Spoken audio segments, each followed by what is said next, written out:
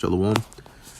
First and foremost, I want to give all praises, honor, and glory to Yahweh, Bahasham, Yahweh Shai, Bahasham, Rakah Kodash. Double honors to the apostles of Great Millstone, and peace and blessings to the elect.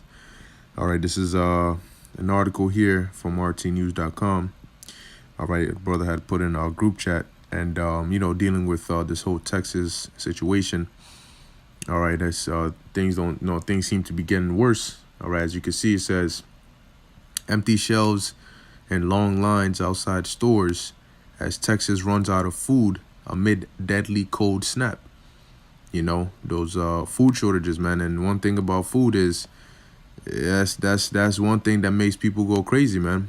You know, now the scriptures talk, the book of 1 Thessalonians, the 5th chapter and the 3rd verse, it mentioned what? When they shall say peace and safety, then sudden destruction cometh upon them. All right, and in these areas, all right, like Texas predominantly, that was sudden destruction.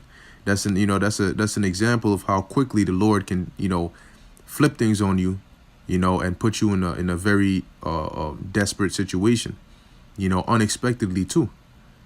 Okay, now it says grocery stores in Texas have become a sorry sight, with empty shelves and people queuing outside after a freak storm caused massive power outages and completely disrupted food supply chains in the unprepared southern state. Now, here's the thing about food supply chains, and this is a cycle that, it's constantly flowing.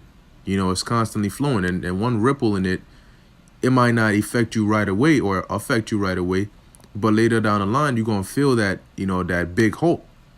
So, to have their supply chain, and their daily, supply chain get affected like this, all right, it's causing that ripple effect, bringing on more chaos, man. The streets unsafe to drive, power's out, and what happens? A lot of these foods are refrigerated. It's not daily, all right, it's refrigerated and it's kept like that to remain, good.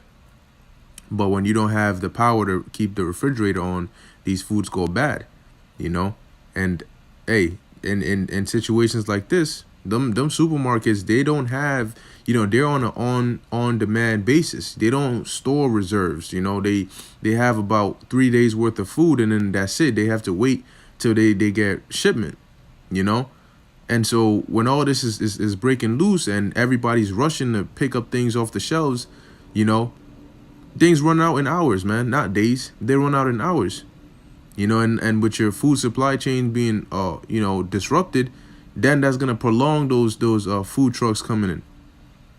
All right. It says RT's Rupley video agency visited one of the stores in Dallas, filming shelves and fridges that were bursting with produce not long ago, but now stand completely empty. Okay. After several days, and I mean, the smartest thing would be to go to the can section, because you grabbing, if you grabbing all milk and this, that, and the third, I mean, unless you got a generator keeping your refrigerator good, if it's gonna go bad anyway. It says after several days of the deep freeze and heavy snowfall, even common products like milk, cold meats, vegetables, and many others became inaccessible to Texans. You see, and these are things that you can get daily. You're not thinking about it on your day-to-day basis. Oh, let me value this meat or this this milk that I'm drinking, because suddenly I might not have it. And the common things that you can easily get access to, all of a sudden become rare, become difficult to reach. Now it becomes even more of a hassle. Right, so it says, outside the Dallas store, people with shopping carts stood in long lines in the snow-covered parking lot, shivering from the cold. It's very stressful to be in a cold house, and if you're in a cold house, you're definitely not eating any warm food, a local man complained. Even when you go out, you can't find food, and when you do, you have to stand in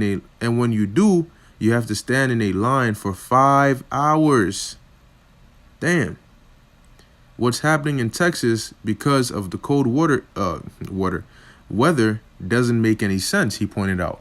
The power outages caused by the storm have disrupted the state's entire food supply chain, heavily hitting both producers and retailers. So you see how, just a power outage, how much damage it can cause.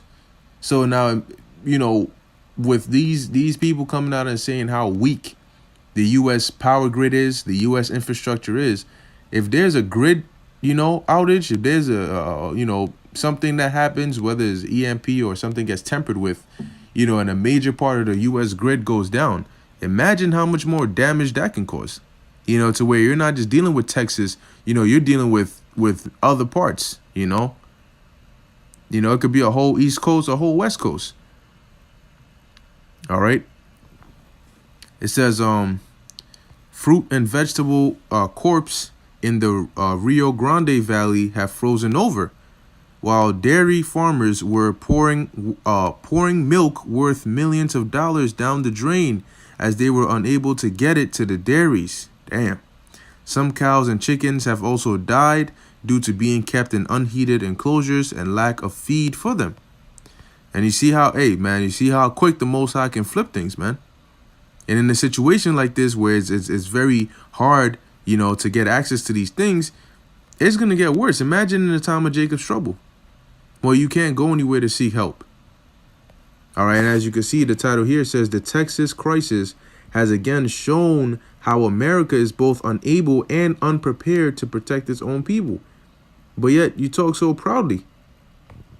It says while some stores shuttered, those that remained open saw their supplies dwindling almost instantly due to demand spikes and products spoiling in dark refrigerators. They also had no means to restock. Officials have warned that disruptions in the food supply may continue in Texas for weeks. Oh, goodness. Even after the weather improves, because the agriculture industry was already suffering from the C-19 pandemic. All power plants in the state resumed operations on Friday, offering Texans hope that the situation may improve.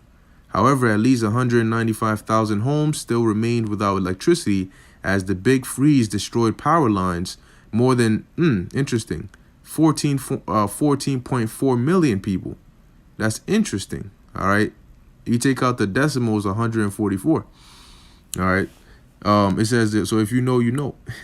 It says almost half the population of Texas were also continuing to experience water shortages. And water is very, very essential. It says nearly 24 people have died so far, or have so far died in Texas due to the freezing temperatures. But the authorities fear that the actual death toll might be higher, not all bodies have yet been discovered. And then here you also see it says Texas apartment block collapses as firefighters can't retrieve water from frozen hydrants. Hey, man, and this is nothing, man, compared to, the things the Most High is about to bring. And this shows you just from one aspect, one avenue. This is just from a storm that caused all of this. And the Most High can have an earthquake. He can have a wild ass natural disaster. He can do so much. And this is just one avenue in which the Lord could use. And he said, and the scripture says it's going to be more than just this. And it's going to be at the same time. Okay, so what are you going to do then? Let's get a quick scripture. All right, this is the book of Matthew, chapter 24. Okay, and verse 7. It says, for nation shall rise against nation, and kingdom against kingdom, and there shall be famines and pestilences and earthquakes in diverse places. All these are the beginning of sorrows. Okay, all these are the beginning of sorrows. Okay, so as we read in Matthew 24, the disciples asked the Lord what were going to be the signs of his coming. What were going to be the signs of the end of the world. And as you read through the chapter, he talks about things that happened during the time of 70 AD, but also things that were going to happen in the future. All right. There's a verse that says there's going to be tribulation, like has never, basically been before. Okay. And that's the times we're living in now. Okay. So them famines, the diseases, the earthquakes, and the rest of the natural disasters, the Lord is about to unleash that like the world has never seen before, man. All right. And what we're seeing in Texas here, what these people are going through, all right, hey, man, it's only, but a fraction, if that, of the times that the Lord is going to bring here, pursuant to Jeremiah 30:7 and Daniel 12:1. All right. But may Yahweh Ba'Shem Yahushai protect the elect, all right, that are in these areas, that are possibly affected by it. May Yahweh Ba'Shem Yahushai protect you. Okay. But for everybody else who the Lord is not going to have mercy on, man, if things do get better, they face the power and all of that, just consider that a warning, because the things that are about to happen as we keep emphasizing are going to make this look, like nothing at all. Okay. But anyway, I'm going to end it off there. Just a quick article. Lord willing, this was edifying unto the elect. In closing, I want to give all praises, honor, and glory to Yahweh, Bahasham, Yahweh Shai, Bahasham, Rakha Kudash. Until next time, Shalom.